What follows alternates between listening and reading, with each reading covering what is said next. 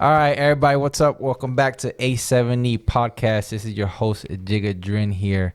Today we have a very special guest, one of my good friends, one of my brodies, one of my broskies, brother from another mother, Martin Ontiveros. What's up, broski?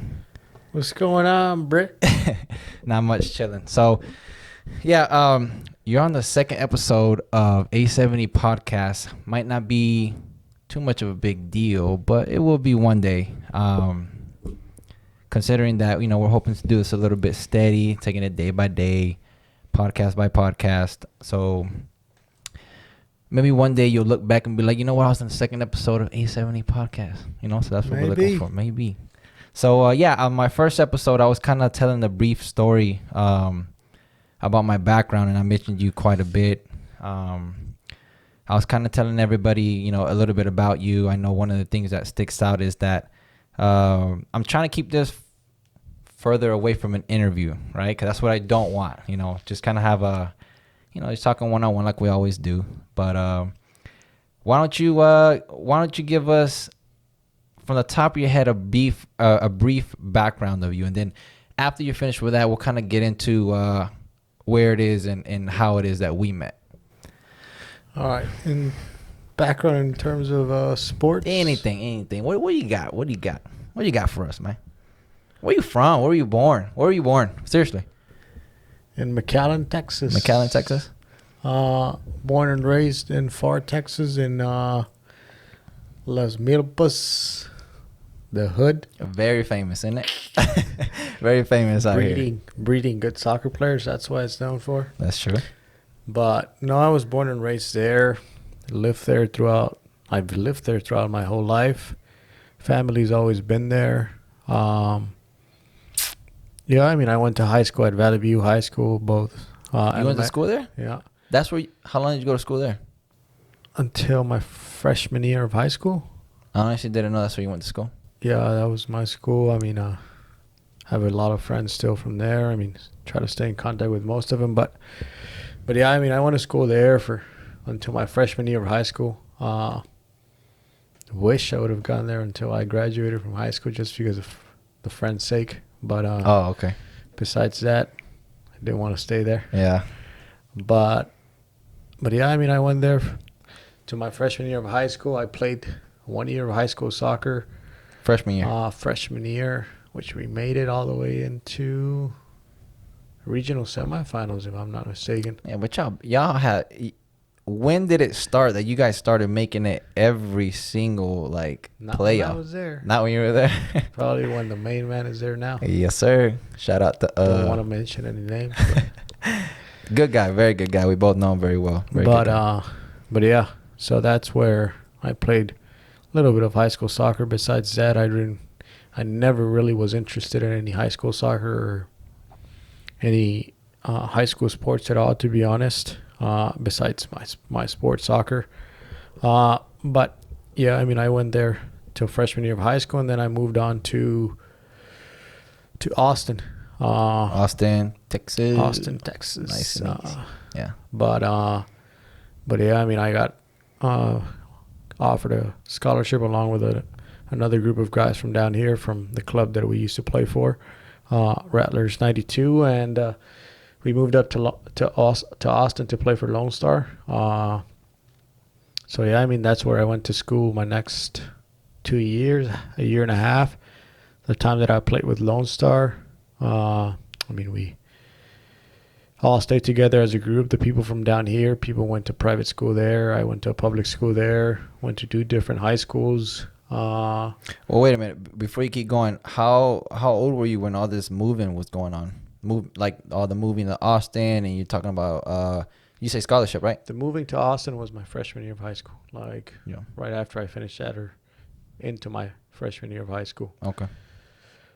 But traveling was 2 years before that, probably. So were you 12, 13? Yeah, where I started traveling pretty much every weekend to Austin. Why'd you do that?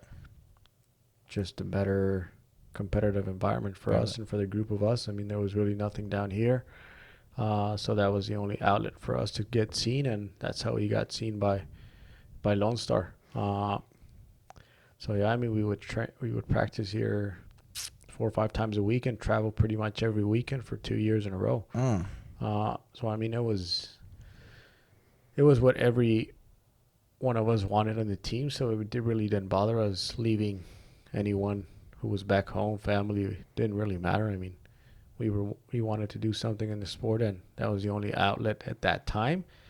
And so we took full advantage of it. And I mean, most of us pretty much achieved pretty high levels of sports, either in college or professionally. So Awesome. we're happy about the development we had in that area. But So real quick, for the most part, so you mentioned that you were traveling. So you were training about 3-4 times a week, and then you're traveling pretty much every weekend. Let's say every weekend or the weekend, for about 2 years straight. And then you just mentioned right now that you, amongst your other players in the group, either got a scholarship or had the opportunity to play professionally, right? Wherever it may have been. So just to basically just say what it was, it all paid off. yes, Right, for the most part. Opened up the doors that maybe if you had the same number of group of people who didn't make that similar effort or similar sacrifice, for the most part, wouldn't have had the same it would have opportunities. been a little bit tougher. Yeah, it would have been way. Because Yeah, I would say way tougher, not even a little tougher. Because I mean, it was a good 7 to 10 people that were on the same path in terms of like we know what we wanted and we know what we had to do. So I mean, we became all really good friends, and we're still friends up to this day. But yeah, that for sure, that group environment for sure created that ambition between all of us to try to make something of ourselves, coming from where we're from. So And I think you just hit it you hit the nail on the head when you said that group created that type of ambition, and a lot of you guys knew what it is that you were going after. And just to kind of jump back and forth between me and you, that's one thing that I didn't have the fortune to grow up with. Was I had a great group of friends, and if they ever get to watch this, they know who they are, and they already know the stories, and everybody knows what kind of went on back home.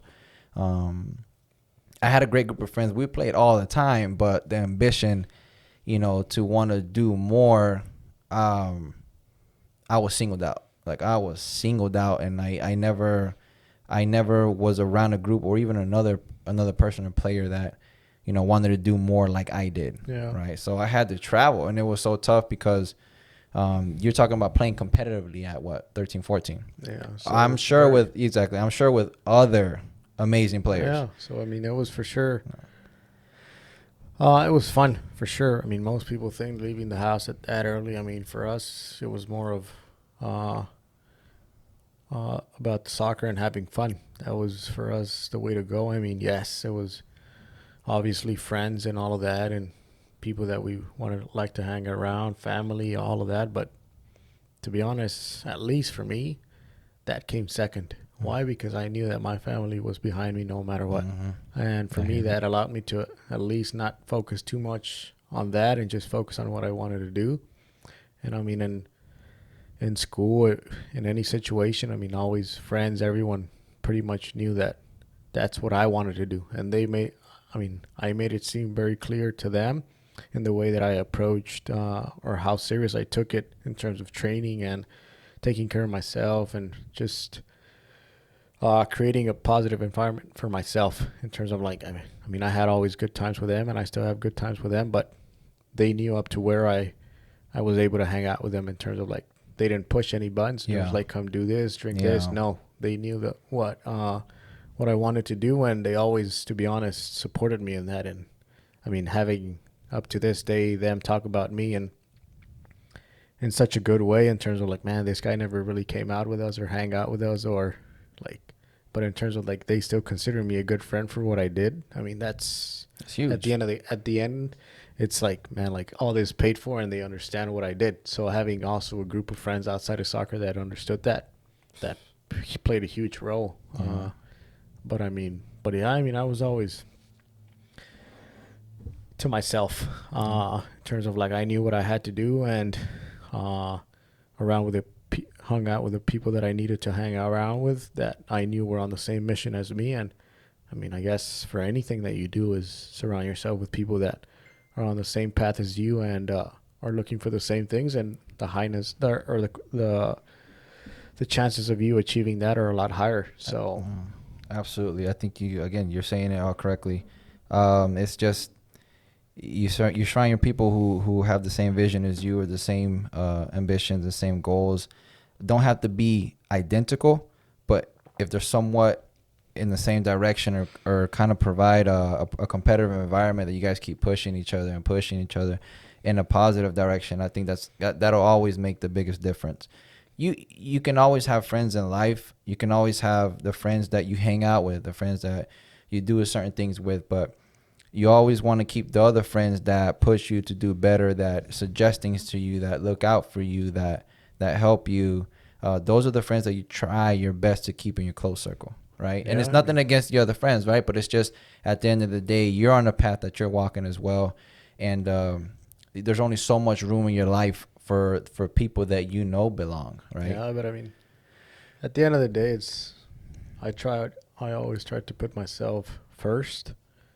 I mean, given that I was that young, I mean, I always tried to put myself first because I was still young, and so yeah, I mean, for me, other opinions about other people outside of the sport really went in through one ear and went out the other one. I mean, to be honest, because the soccer is what I wanted, and anything related to that, my full attention was on it. But besides that, and I know it doesn't sound the best, but school was always just school for me. That's basically how it was. You School and me is both, cool. buddy. Just get through it, pass, and just do enough to play. Yes, sir. And I know it's not the biggest or the best approach to do it, but that's how I thought of it, and that's why it got me to where I got me. I mean, you can still be a very good student and achieve the same things or even higher things, but that's just how I approached it. And I mean, and I graduated from a very well-known private university, so I mean, What university was that? Furman University. So, And so that, I mean, I can't really complain much about leaving my academics because I still continued and graduated from university, even though in the first place I never even wanted to touch a university. Yeah.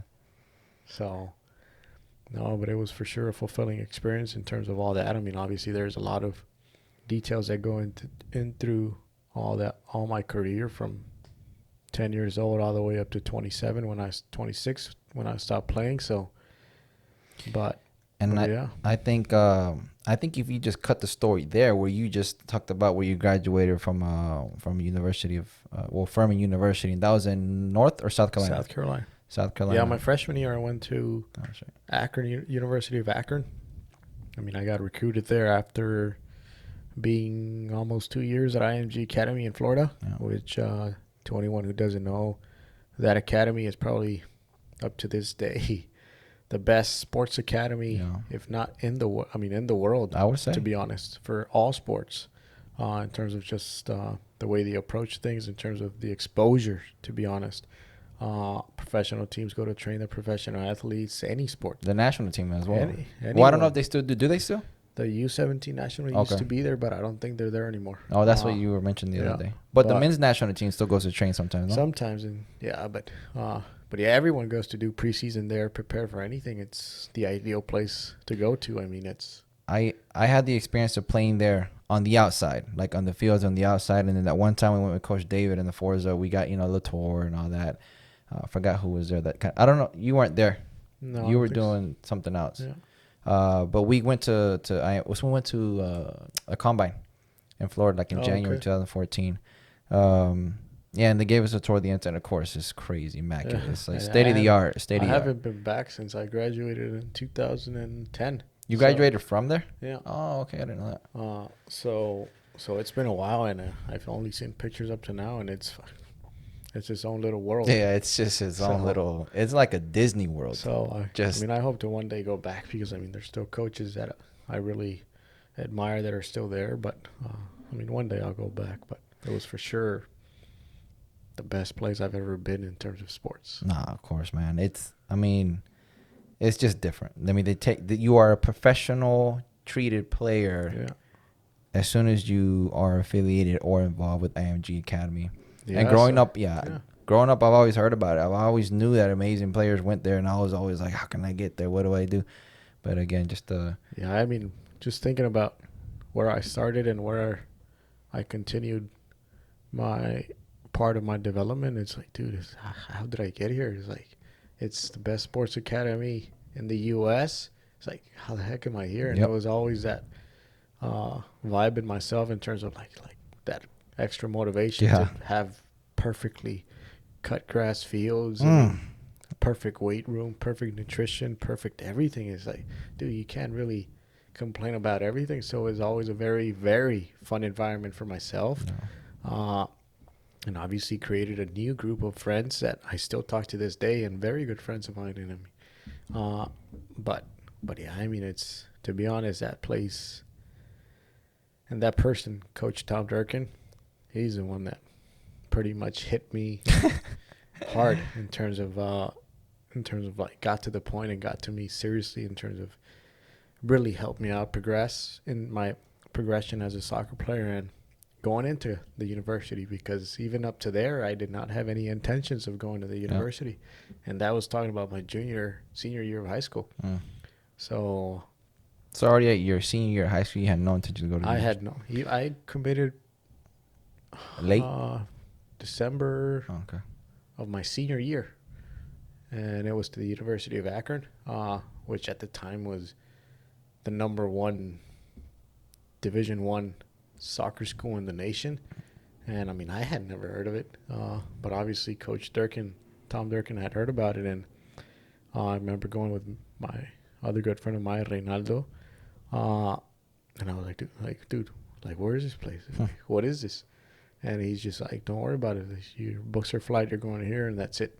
And I was like, well, I guess so. I trust you enough to just, it's going to be a good place. So I went there, and obviously I met there the head coach who was at the time the U18 national team, or the U18 national team assistant coach, who had also coached me at a national camp that I was at when I was younger. So yeah, I mean, and then he saw me like, oh, I remember you. Yeah, like, okay. I mean, he knew who I was, and I mean, it didn't really take much for him to take me in, but I mean, it was just that quick in terms of like, that was my only real option that I looked into, and I didn't really look into it. I just trusted Coach Durkin, and I was like, I'll go with it. And it was, I mean, a very good experience, to be honest. I mean, we won a national championship, and I guess that's the end goal of every absolutely athlete that goes and plays sports in college. So, or wherever you go, yeah, for the most part. No, man, that's good. I think, like I said, if you just cut your story off at graduating from a university and, having accomplished what you did, it'd be a great story. Like, alone. Like you mentioned, there's so many other details, because it's obvious that you had a journey after that. I think there's 3 journeys in everybody's life, for the most part, athletes. It's high school, college, and then anything that you try to do after that. All right. So yours did continue. When was it, you mentioned that you moved to Austin, Texas, I think when you were 13, 14, whatever. And is that when you met Coach David, or is that? Yes. That's when you met when Coach I David. moved to Austin, that's when I met Coach David and another friend of ours, Ruben Oh, yeah. Lopez. He's the one that introduced us, or me, and along with Mikey, Oh, is it? Mikey Lopez. Okay. He's the one that introduced us to Forza and David. And from that day, I never stopped going. Never. My whole time in Austin, Yeah. 6 a.m. before school, I was there every single day, because it got my attention so much that it's like, dude, it's like, this is amazing. Mm-hmm. Because mainly because it worked on your technical abilities, and that for me has always been my, I guess my strength in terms of the game. So I've always tried to tune it to perfection, and for me it was always never perfect, and even up to when I was playing in Europe, is like that was my go-to in terms of like, I know that if I keep tuning up my technique, is like everything else will be fine. Everything else we can. So, but yeah, that's when I met David, and from there we've built a long-lasting relationship, and for sure he's been my go-to in terms of soccer. Yeah. So yeah, that's how I started out with David. For the most part, for those of you that don't know, and I mentioned it in my first episode, Coach David, he runs a technical soccer school there in Austin. What it might be a little bit biased, but what we believe to be the best soccer school in. Well, I haven't experienced that many, but I'll say Texas for the most part. That I've been around. Yeah, In terms of technical training, technical detail, and it's the best environment I've ever been in. yeah, so far, and I've been in To be quite a honest. bit. I haven't been to many technical schools specifically, but I've been in with different coaches. I've been with different teams, different players, different environments. And Coach David, to this very day, he's going to be at the number one on my list. Just like Martine mentioned, the technical aspect of the game is something that we're attracted to because that's just our favorite part, and that's what we always try to get better at and perfect. And Coach David, honestly, I got there extremely late. Martine's talking about he got there 13, 14 years old. He was doing things that other athletes weren't doing. He was waking up at 6 a.m. He was hitting the sessions. And what you probably didn't realize, and you probably did, you had a young Coach David. Yeah, dude. You had Coach a young Coach David. Coach David now is what? How old is he? I don't know. I'm going to take a wild, massive guess. 48. Wow, you can't do that. 48. No, but Coach, I think you're 35. But He No. looks 20, but no. but yeah, no, I've for sure known him 13 plus, 14 plus years, and it's paid off for Yeah. myself and for my brother. So, Yeah. and my family in a whole. So Yeah. Just because I really hope to have Coach David on here one day. That would be cool. He's Vietnamese, man. To have any stories from him from Vietnam, I know. I'm gonna just briefly. Him and his dad had to come over during the war. If you can't confirm that, say you don't know. Okay, I will also retract that. I don't know if that's completely, but I know his dad was a soldier. yeah. Okay, that I can say. And it was extremely tough. He would tell us stories briefly about how hard it was and that they had to come over here. And when they did, it was a new life, new beginning. Maybe most of you might have some parents that kind of went through the same thing. But Coach David is an amazing person on and off the field. He has a heart of gold. He helps people like crazy nonstop. He's helped me personally so much, and I always be grateful to Coach David. He knows that. I've told him. But in regards to soccer, Martine's talking about he would hit 6 a.m. sessions. Martine met him when he was 13. So the amount of advanced things that Martine was doing at that age was incredible, along with Ruben Lopez and things like that. And if you see Ruben Lopez now, how he plays, you can tell. You can tell Ruben Lopez is a great player. It's all very similar quality of techniques between the players that Coach David has trained. I didn't meet Coach David until I was 21 when I realized that people like Martine and other players had met him when they were younger. I was always jealous. I was always bummed, right? I'm like, man, imagine if. No, but the things that he did for me just in a 6-month span of time, training 3 sessions a day, he turned me into a player that I never thought I could be. He taught me things and showed me things that I never ever would have experienced if it wasn't for him. And for that alone, whether or not I've ever signed a contract or played professionally, that alone will always be enough. He let me reach a level that I never thought I could get personally, and that was always my goal in life, was to just keep being better as a player and do things that is going to allow me to express myself on the field. So that's, like I said, hopefully one day I'll be able to have Coach David on here, and I think that'll be really cool. But yeah, so, and I remember one time, senior year of my college, I was at TAMU. Walter was on my team. He had just been with Coach David that summer before with Jay. Jay was there before Walter, I think. I don't know. Oh, Darwin brought Jay in, right? Darwin. That's and the only reason I know this is because obviously Walter, and I've always wondered. I always like to connect the dots, right? Because it's weird. At one point, nothing was connected, and then things happen, and then you're just like, wow, where did it start? Darwin had trained with Coach David for quite a bit too. Darwin brought in Jay, who played with him at a university, And then Jay brought in his brother Walter, and then Walter was on my team at TAMU. He kind of saw my seriousness and wanted to keep playing. Asked me if I was interested in trying to come over and train. He talked highly of Coach David. I said absolutely.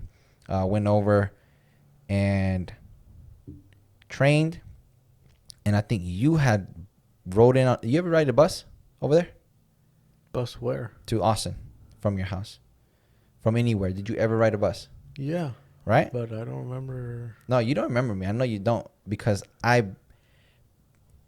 you had just ridden in on the bus from town because you were trying to prepare for a tryout, but your hammy was injured.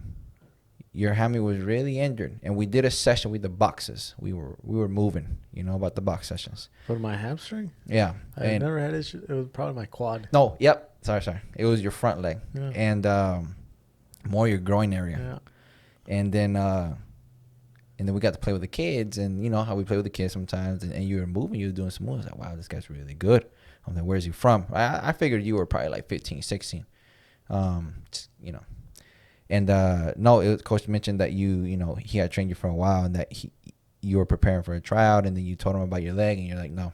He told you, he's like, no, don't try out. Save it. I don't want you to try out. And you're like, no, I really want to. And he's like, no. You sat out for the rest of the session. You sat out for the next session. And then I think you took a bus early home because you couldn't train. And I know you remember, it was brief. Everything happened so fast for me. But when I saw the quality of player that you were, and then the other players that were there, I was like, I gotta come, right? I gotta be a part of this. No, I mean, it was, in terms of environment, it was always, you can't ask for a better environment. Even though there was younger kids, their expectations were always high, and that came from Coach David. So everything was always taken seriously, and it's like you go in, you get something out of it. It was never something of just come and waste your time or let Coach David babysit you, because at that point you're gone. Yeah, man. And it's just there was no time for that. I mean, it was just whoever goes there is there to work, and that's it. But yeah, I mean, that to this day is still a huge part of my soccer development. So yeah. And unfortunately, I think the last time that I trained there, I would say last year for any chance that I really get, if we're there for whatever reason, there's a session running and I go into Forza, I'll jump in. No, last time I didn't take any shoes, nothing, but I still jumped in. Yeah, I don't think I've ever, even since I stopped, I would jump in just for the sake that, man, I've been here for a while. Mm-hmm. And it's like, it's nice to just now see things and just enjoy it, observe it. Yeah, I mean, sometimes, because I know some of the kids that were young at that age when I started and are now. Guys, real quick, sorry to apologize. We're going to take a quick pause real quick. Just going to restart the camera because that whole 29-minute thing that I hate. So 1 second, guys. All right, and we're back. Again, guys, sorry. That's going to be something that we'll probably be doing for the most of the episodes until I figure out an alternative to that. Yeah, better camera for sure. It's I can solve it quickly with a camcorder, but I like to take pictures here and there, and the Canon M50 allows me to kind of do both and quality video. So like I said, I'll try to manage for the meantime until this whole podcasting takes off, and then I get sponsored by nice little company for a camcorder or something, or anybody out there that wants to donate one. I don't mind. So not a used one though. Not a used one. We need quality in here. No. But yeah. We were talking about Coach David, in the environment there, and you had a young Coach David, and I think if you saw in terms of the motivation, different. It's different. Yeah, I bet. And obviously, you got there. What? I was 21, so that was 7 to 8 years after I even started with Coach David, and it was just a different vibe. I mean, you still got the same input in terms of knowledge and energy, but to be honest, it doesn't compare to when he was younger. And that's because when I was still fired up. Yeah, exactly. I would get fired up. Yeah, exactly. I would, because I knew him. Yeah, exactly. But I'm saying, imagine if I would have got there. Everything was still the same, but in terms of just the vibe from him, in terms of obviously when he was younger, dude, it was insane. And it's like that extra motivation is just got you to do a little bit more, but no, he's the same old guy. Yeah, Coach David, if you get to see this podcast, we might just text you to give us a quick look since we're talking about you so much. Hope that you're doing well and that the family is okay. That Maria's fine. We'll see you this weekend. Yeah, I mean, we'll be up there this weekend, Coach. If you're bored and got nothing to do, we'll be playing a tournament on Saturday. We'll probably win 10 grand by the end of it. That's what me and my team do for the most part in regards to competition now. Trying to stay young, trying to stay competitive. We play on a tournament team for the most part with our good friend Darwin. He puts it together. Sponsored by Herbalife. Shout out to Herbalife. Shout out to Darwin. Very, very competitive environment. So, for example, this Saturday we have a tournament that has a cash prize for $10,000. We've been involved in tournaments that Did you see that they posted it on the Facebook? No, the team that we play for the Sundays. Did you see that they posted on the group somebody chat? posted it. I mean, I didn't see it. I in didn't the go group into it. chat. I mean, either, but I saw when it was going through pictures that go. They go directly into To your my phone. photos, and I was scrolling. I was like, who posted this? Because no, they didn't post that one. They posted the one for 70,000 that were In going to go in September. September. Yeah, That's the one they posted. And I was like, oh, these guys maybe. Yeah, maybe. Nah, but I don't think so. it's possible. I don't see it happening, but I saw that too, and I was like, where did this picture come Yeah, from? that's what I was. That's what it was. No. But yeah, it's So this Saturday is 20K. no 10K. This Sorry, weekend. 10K. You're getting 2 pop. Well, the last tournament that I was involved, Martin wasn't able to go, but I went to Vegas for a 20K tournament. We did extremely well. The one before that was like 20K. We did a 50K one in Houston already. Not easy. No, it's not easy. Possible, but not easy. Yeah. I know when it's gonna sound bad, but Well, when we didn't go, Herbalife won a $10,000 tournament in Houston, so that was cool. no, but the thing is that we haven't even tested out in terms of like, I've missed a tournament and you guys have not won. Correct. You have not missed a tournament with me being there, and we have not seen the outcome. So you never know. Hey man, I can't Hey. deny that it can be possible, man. Possible. My mind is open to a lot of possibilities. No, but Should be up and stay home this weekend. hey, I might get injured Friday.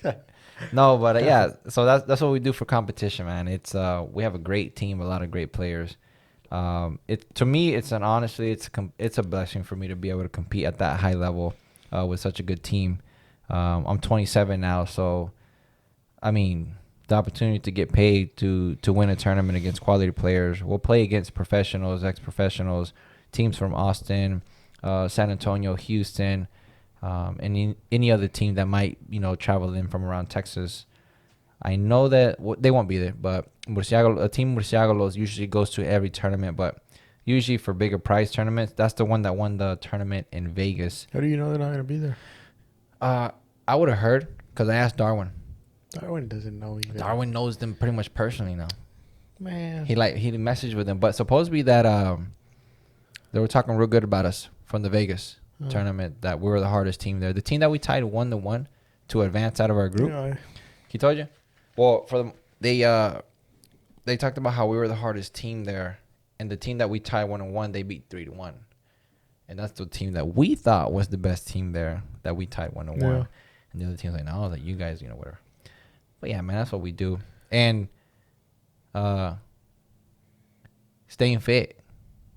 trying to. Trying. It's been a struggle, man. It's always gonna be a struggle. As soon as you step out of the It's weird. I mean, at least for me, after being into it 24/7, Yep. like literally being involved 24/7, zoned in, and just cutting it off, it's like, dude, at first it was like, man, like, what am I doing? Like, or what do I do with myself? And it's like, even up to this day, sometimes it comes back into my head, like, dude, like, I miss training. yeah, man. And it's not even the games, like many people say, it's the environment that you're in. And it's like, it's unique. It's very unique. You don't realize how lucky you are until you're out. Until Because now. in it, you suffer, right? You enjoy it, you suffer, you're in pain, and you get fit. But you do not realize how lucky you are until you step out of that bubble looking in and you're like, Yeah, golly. Jeez, like, I didn't have to worry about Anything. nothing. All you had to worry about was surviving training sessions. Just getting up, go to training, come back, home, eat, play FIFA. Next day the same. But now Now it's it's tough. like, dude, Get a job, No. dude. No, dude. It's like, dude, the constant fucking question. Oh, sorry, No, that's fine. but the constant question in terms of like, what do you do? I don't It's know. like if you It's don't like, do something, you're not. you're weird. Exactly. It's like And relax. it's like, dude, man. it's like, Relax a little bit. if you would have gone through What the do you path do? that I went to, it's like, dude, it would not be easy. I mean, I'm only talking about the transition Yeah. because it was never easy, and it's still not easy to this day. Oh, sir. And I mean, it's a constant just battle in terms of like being so used to a lifestyle, and then you're completely just not doing it at all. Like you're not so doing it. 180. Like exactly. It's a Like 180. it's like, I mean, obviously you try to stay fit and you play here and there, but it's It doesn't will compare. never be. It will never be the same. And it's like, and most of the time, at least for me, is, I know we've talked about it in terms of like why I don't go play. It's like, dude, it doesn't, because stimulate you? I start to compare Of in course. terms of like all that, and for me, that comparison is always what, dude. No, it's like I stopped playing at a very good level, and it's like, at least for me, it's like going back into that. Like, man, I can put, even though it's fun and I have fun, but it's like for me, it's not the same. It's, No, like, it's of not the course. same feeling, and I do it mainly because of the feeling. Yeah. It's like obviously playing for that tournament, for that tournament team, as a group of friends. And I enjoyed because I've known those people for a long time. But with the other teams, it's like, dude, I don't know Yeah. anyone. It's like, yes, I love to play the sport, but I also want to be, at least for myself, be around guys that I like to be around and all that kind of stuff. But yeah, I mean, it's not easy transitioning and just switching it off from one day, because it literally was from one day to the next. Boom. What And do you didn't think it was gonna and be like that. The next day was like, what are you gonna do? Yes, sir. Like easy, man. It's like I just stopped playing, and it's like, Yeah, man. I mean, and dude, it's, trust me, and it's not just in terms of family because they understood my situation, but it's everywhere. People. It's like the constant questions, like, dude, what are you gonna do? Like, now that you're not playing, like, what are you gonna do? And like, dude, like, I don't know, man. Like, let me Give me figure a it out. second. Give me a Exactly, and it's like, dude, I mean, at least for me, it was. I mean, from personal experience, it's like, dude, it's not easy, and finding something that you love besides whatever you loved for the past 15, 20 years is.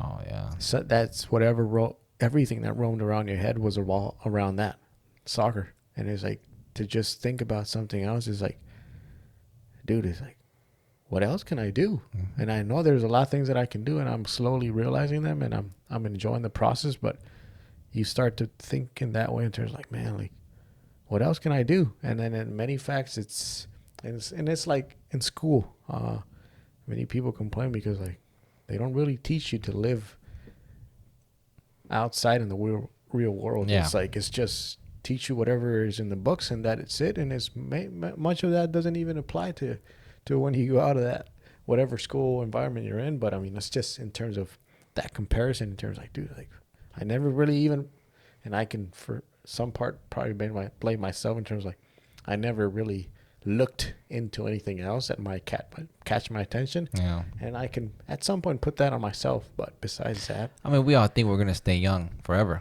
I mean, that's the reality of it. It's funny that you bring that up in regards to the transition period.